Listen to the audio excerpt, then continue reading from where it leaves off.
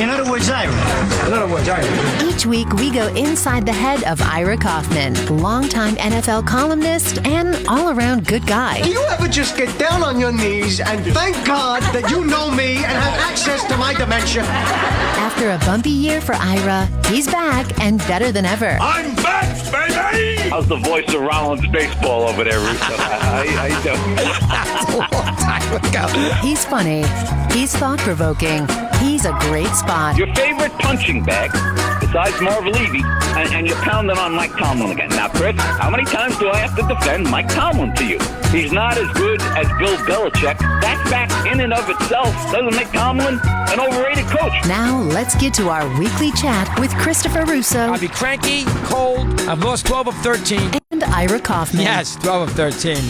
I have betting wise. Here's Ira, Mr. Kaufman, who I don't know what his take will be today regarding Tomlin. We'll get to that. JoJo White, get to that.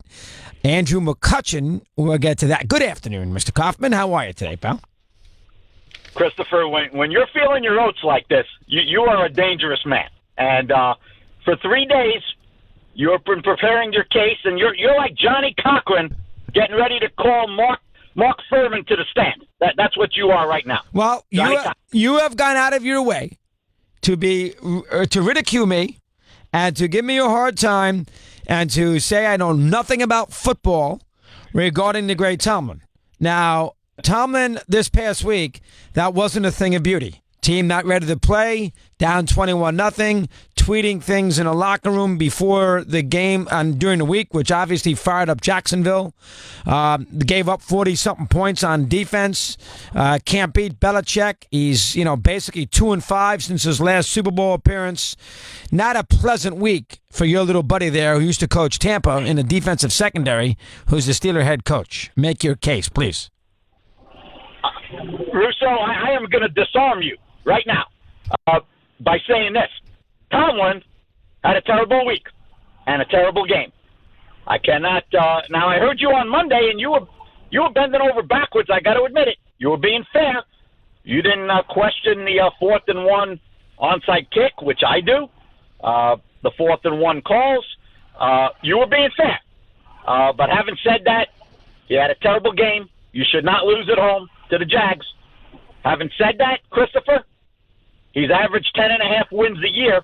He's been in 2 Super Bowls and won 1. This guy's not a bad coach. He's not Belichick. I'm going to leave it at that. Well, listen, he's got Roethlisberger, Hall of Famer, even by your lousy committee. He's got Antonio Brown. He's got Antonio Brown, Hall of Famer, and Le'Veon Bell. Even you can't screw that up, Hall of Famer. He's got 3 All-Pros along the offensive line. He's got home field. You know what? You got to beat the Jaguars. You can't give up 50. He never beats the Patriots. He hasn't really made a big run in the playoffs in a long time. You can't be excited about what you saw there on Sunday afternoon. That was a disaster. Chris, the guy just went 13-3. I mean, what are you going to do? Get on his case? He lost arguably his best defensive player, and the defense didn't show up against the Jags. That is not a week for Mike Tomlin to put in his resume. There's no question about it. But I think you're a little harsh on him, and I think he's one of the 5 best coaches in the NFL, and I don't think you would argue that. Oh, yes, I would. Top 5? What, are you kidding me? No way he's a top 5. Come top on, 5, baby. Top 5. No, he's not. You think he's a better coach than Sean Payton? Yes. He didn't go 7-9 3 straight years, Mr. Russo. No, he's not. He's not a better coach. He's not a better. You think he's a better? Well, we know Belichick. All right, is he a better coach than? And don't you dare mention Andy Reid, Russo. No, don't you dare. No, I won't. I have to be fair. Right now, there's not a lot of great coaches out there because you think he's better than McCarthy? Arguable. You got Seattle guy out there. Arguable.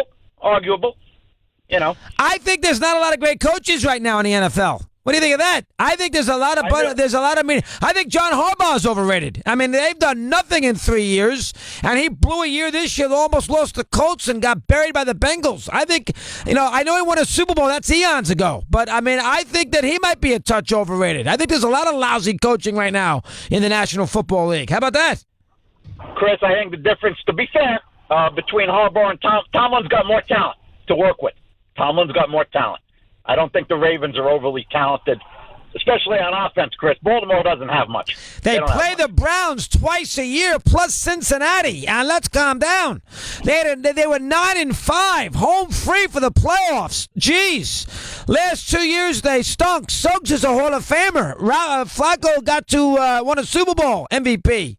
Let's calm down. He hadn't done great. You think he's a big-time coach? I'm down on him right now. I'm not so and all he did that last week was moan and groan about playing at 4:25 on New Year's Eve, and he blew the game against Cincinnati, for crying out loud.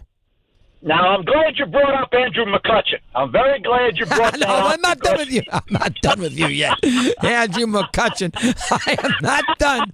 That's funny. That was funny. Let's do the onside kick. Make your case that it's a bad play. Well, he explained it, and I take him at his word, and you said it Monday. He didn't trust his defense. Now, look, Chris, they had a terrible day on Sunday, that defense, but they were top 10 in yards allowed, top 10 in scoring defense. It's not a bad defense. Cam Hayward is an all-pro defensive lineman. Joe Hayden's not a scrub. They got players, and they're playing Jacksonville. So Tomlin said that was the reason he didn't trust his defense. Chris, they were down by 7. A field goal by Jacksonville at that point, and you're done, which is what happened. If they were down by 3, I could see it. A field goal doesn't bury you. But you can't give them the ball at midfield, Chris, with them needing a field goal to salt the game away. You kick it and you trust your defense. I thought it was a bad play. Again, Ira, that offense destroyed them and killed them in the fourth quarter. The fullback wide open. Yeldon catching the ball out of the backfield for 9 million yards. The bomb, the kid Cole there in the middle of the field. Their defense, they had Bortles all day to throw. Their defense stunk. You mean to tell me you're going to... And you know what? The idea that Jacksonville... This is what bothers me. The idea that Jacksonville was not going to throw the ball... What do you mean they're not going to throw the ball? He threw the ball all afternoon. All he needed was a 6-yard catch, and the game was over on that last scenario there. 25-yard line, 2:05, 2:12 to go, 1 6-yard completion without even running the ball. The game is over. The game is over. Now, Chris, I'll say 2 things. One, it's Blake Bortles. Number 2, let's give some credit. You know who I thought had a fantastic day was a guy named Nate Hackett, Chris, offensive coordinator for the Jags. He used to be on Gruden's staff here in Tampa. It's Paul Hackett's son, if you remember Paul Hackett. Sure do, yep. Yeah. He had a tremendous day, Chris, and I'll tell you why.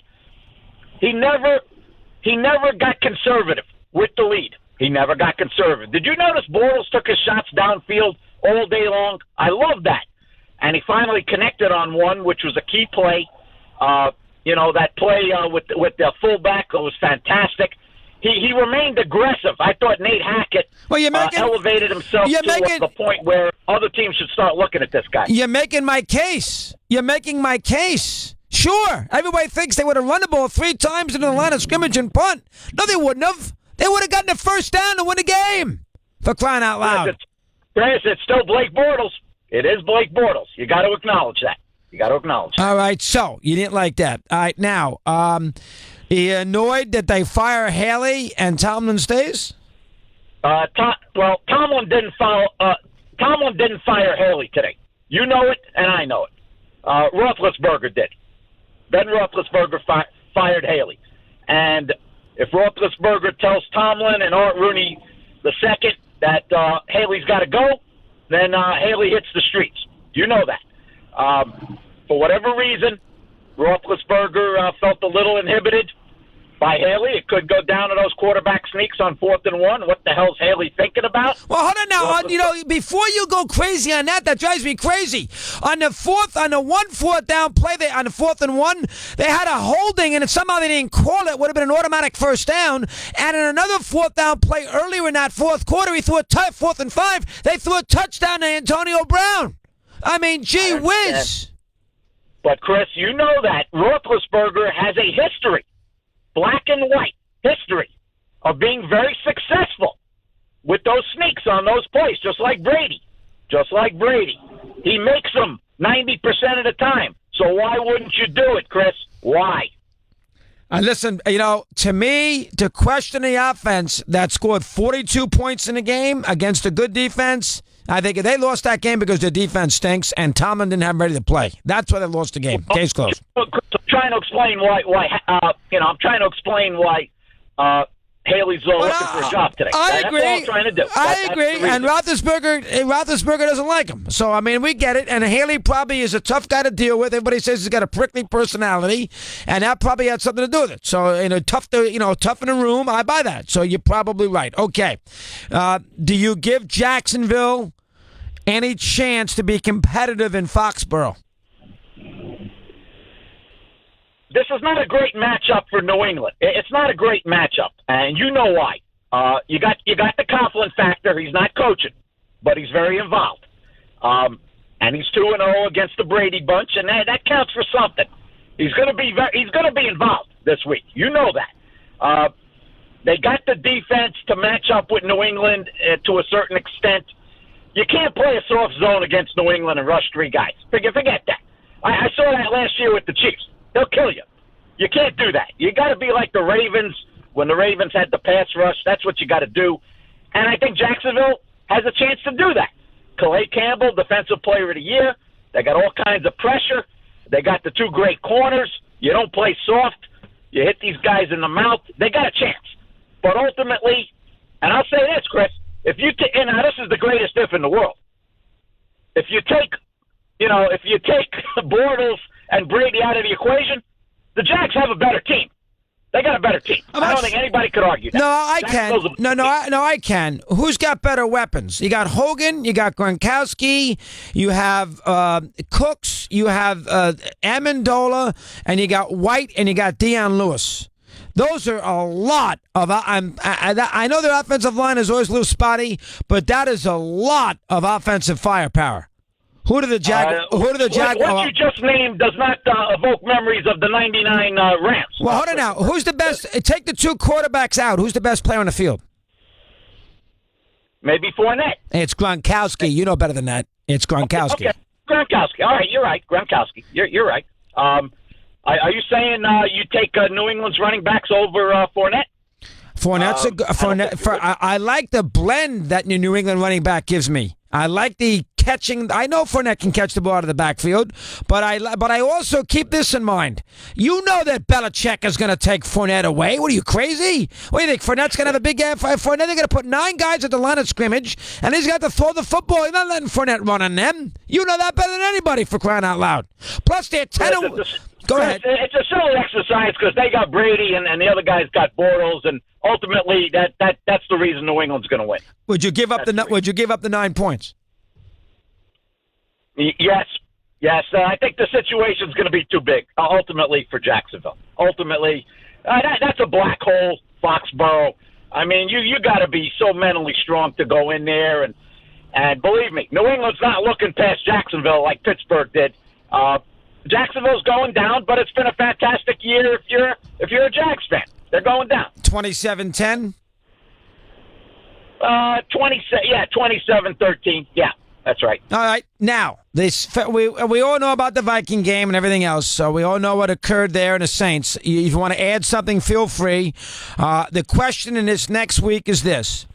Minnesota has to come down pretty quickly and get right back up again. The Eagles don't care what happened in the Saint game. Fletcher Cox isn't interested. So this is different now. Nobody's interested. Once they kick that ball off at 7:00 on Sunday night, nobody cares that Diggs caught a 61-yard pass. You can go that angle if you wish, and they're on the road, or you can go the other angle, being, wow, you win a game like that you have lost, that is over. That is going to propel you to some great heights these last 2 games. Which way does Ira go? All right, I'll tell you the way I'm going to go. Some people say Minnesota collapsed in the second half. You could make that argument. But I'll say this, Chris, and I don't know if you're willing to go this far. After that game, and I never feel this way about a losing team or a losing player, the only guy that I was thinking about, and it wasn't about Case Keenum, and it wasn't about Diggs all I could think about was Drew Brees deserved better. Drew Brees deserved better. And I'm going to say this right now, Chris. I'm going to put it right out in front of you. He's one of the 10 greatest quarterbacks we've ever seen. He's one of the 10 greatest. And he ain't finished yet. I think he turned 39 this month. He ain't finished. And not the 10 greatest of all time. I think that's too strong. But I understand. You want to feel giddy. You want to feel giddy right now because you just saw him have a great game. Fair enough. But he's not one of the 10 greatest quarterbacks. I mean, that's putting him in Otto Graham, Johnny Unitas, Joe Montana, John Elway, Brett Favre. Not that Favre is there, but Manning, obviously Brady. That's some heady praise. He's not. Heady praise. He's not on the top 10 all time. That's not fair. Not top 10. Chris, could I argue? Could I argue and take him over Elway? No, he's not as good as Elway. Okay. You know that. All I know is they got one of the 3 best offenses every year for the last 12 years. Why do they have that? Why? He's great. I understand that. Now, this is not about the Saints, though. Which way are you going right now with Minnesota as far as the weekend? Momentum, they're flying, or they're going to be a little flat after that great win? Which way are you going? No, they're not going to be flat. And the reason that they collapsed in the second half was because of Drew Brees, and now you're facing Nick Foles. Brees does what Brees does, but this is Nick Foles. And I think the Eagles are going to have a lot of trouble scoring. They had trouble scoring against Atlanta. You made this point an hour ago, and you're right. You cannot compare the defenses of the Falcons and the Vikings. No comparison. None. So, you think you give up the 3.5? Minnesota wins the game by a touchdown. They're a very good team. They're 14-3. Case Keenum shows no signs of let up. When's the last time Keenum played a bad game, Chris? When's the last time? I mean, we keep talking about him as a scrub and he's this and that, but every week the guy plays a good game. And Philly's got a good defense. Yes, no question about it. Minnesota's got a better team, more weapons, as you pointed out. Yes, more weapons. Vikings win the game, Chris. I agree. So, we think New England and Minnesota. Let's talk about a storyline for a minute. You've been covering the football and been at these games a lot longer than me. You're a lot older than I am. A lot longer than me. Thank you for putting that up, Christopher. Thank you. I'm not that much older, but a lot older than me. How about, Gary Myers made this point, and he's right. He said it to me on TV. I give him credit. He made this point, and he's right. Minnesota, that is going to be a bigger home field advantage than I thought, because Minnesota's fans are going to buy all the tickets because they don't have to travel, and they don't have to spend money on hotel, so they're going to have more money to spend to get the tickets. So that's a factor. Let's say this. New England at Minnesota, Brady on the road to win a Super Bowl against a team that's got all this great momentum. How about a storyline there? Let me hear your thoughts. Go ahead. That's fabulous. You'll be talking about it for 2 weeks nonstop. Another chapter for Brady to write. You shot me down with the top 10 quarterbacks with Brees. I'll throw out another one. Another chapter to write for the greatest quarterback that you and I have ever seen. The greatest. I don't think you can argue with that, Chris. You can't argue with that. The greatest, Tom Brady. One more chapter, playing on the road in a Super Bowl. No opposing quarterback has ever had to do that. Vikings with the best defense in football. You want to argue Jacksonville? Go ahead. I'll take Minnesota.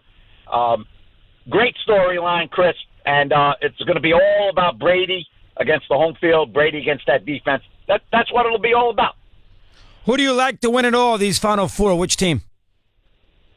I told you I like the Vikings and the Steelers in the Super Bowl. You laughed at me. I got the replay on my thing. I'm going to laugh back at you in a couple of weeks when I see you in Minneapolis. Vikings win it. They are living a charmed life. They need a little luck. They got it. Vikings win it all, Christopher. Do you believe in the football gods like I do? Staubach to obviously to Drew Pearson pushing Nate Wright to the ground, Blair Walsh, Gary Anderson. They lost the Eagles one year at home. San Francisco beat them in 1970, a game I remember with Dave Wilcox and Bruce Taylor, the young rookie for the Niners, 17-14, Minnesota. And Brody, yes, and Brody. Yep. And that was a team that was the defending NFC champ. They've lost a lot of home games. They got one back on Sunday. Do you believe in karma in the NFL?